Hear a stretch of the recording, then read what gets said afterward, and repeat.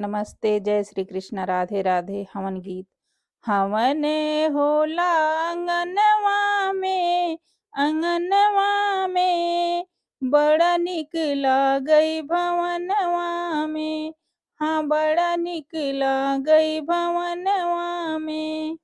पहिला हवन कैलाश पे होला, पहिला हवन कैलाश पे होला।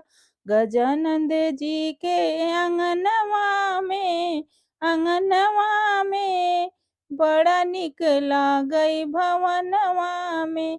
हाँ, बड़ा निक लागई भवनवा में। हवन होला अंगनवा में, अंगनवा में बड़ा निक लागई भवनवा में।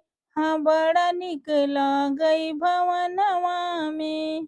दूसरा हवनिया अयोध्या में होला, दूसरा हवनिया अयोध्या में होला। राजा दशरथ के अंगनवा में, अंगनवा में बड़ा निक लागई भवनवा में। हाँ, बड़ा निक लागई भवनवा में। हवन होला अंगनवा में, अंगनवा में बड़ा निक लागई भवनवा में। हाँ, बड़ा निक लागई भवनवा में। तीसरा हवन विंध्याचल में होला, तीसरा हवनिया विंध्याचल में होला।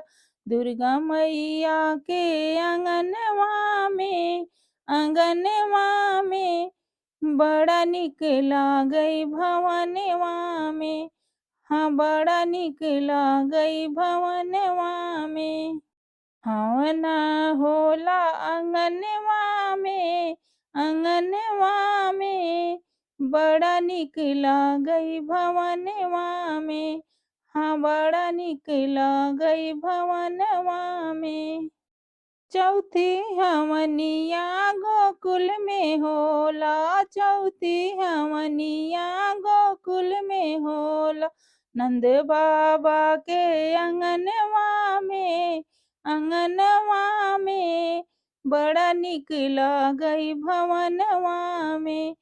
हाँ, बड़ा निक लागई भवनवा में। हवन हवन होला अंगनवा में, अंगनवा में बड़ा निक लागई भवनवा में। हाँ, बड़ा निक लागई भवनवा में। पचुई हवनिया जनकपुर में होला, पचुई हवनिया जनकपुर में होला। राजा जनक जी के अंगनवा में, अंगनवा में बड़ा निक लागई भवनवा में। हाँ, बड़ा निक लागई भवनवा में। हवन होला अंगनवा में, अंगनवा में बड़ा निक लागई भवनवा में। हाँ, बड़ा निक लागई भवनवा में।